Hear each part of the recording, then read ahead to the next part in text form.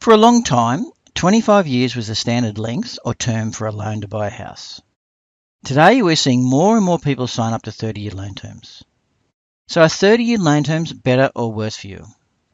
Let's compare a $500,000 loan at 5% interest rate over 25 and 30 years that Carey and William are looking at.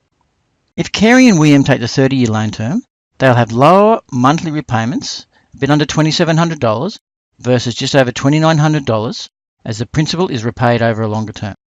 But they will have to pay an extra $89,000 in interest. So if you're making your choice on interest alone, you would choose the 25-year option every time. So why do banks push the 30-year loan term? Apart from the fact that the banks can earn more interest on a 30-year loan term, over $89,000 in this case, the other reason is that they can lend you more, so they earn even more interest. The reason they can lend you more is that one of the things they consider when looking at you for a loan is your ability to make the monthly repayments, what they call loan serviceability.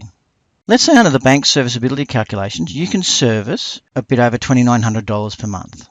So if we look at the table, for a 25-year loan, the maximum loan you could service was $500,000. But for a 30-year loan, you could service a loan over $544,000, an increase of nearly 9%. Now, the bank makes an extra $130,000 in interest over the $500,000 25-year loan term, and an extra $41,000 over the $500,000 30-year loan term. Now you can see why the banks push 30-year loan terms. So which loan term do you choose? I would say in terms of saving money, the 25-year loan term is the best, usually by a long way. But in the real world, there are often other factors at play which impact on this decision. One situation is that maybe you can only service the loan you want under the bank's serviceability rules if it is a 30-year loan. Remember, the 30-year loan term has lower monthly repayments. So in this case, you need to make a decision. Do you lower your expectations and buy a cheaper house, or do you accept it will cost you more in interest over the term? Another situation is that you may be wanting to de-risk your cash flow impact if one of the partners has time off work, for example, to have or care for a baby. In this case, you may want to have the lower loan repayments in this period when you may have lower incomes. Or you may want to have extra borrowing capacity to buy an investment property.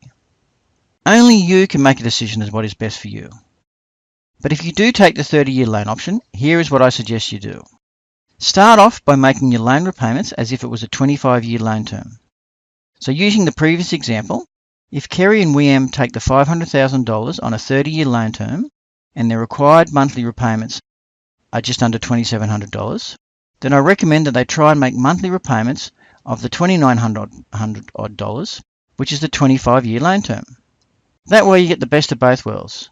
You get the serviceability based on the 30-year loan term and the interest savings of the 25-year loan term. And if things change and you want to drop the repayment down, you're already ahead. Even if you make the higher repayments for just the first 5 years, you'll save nearly $40,000 in interest.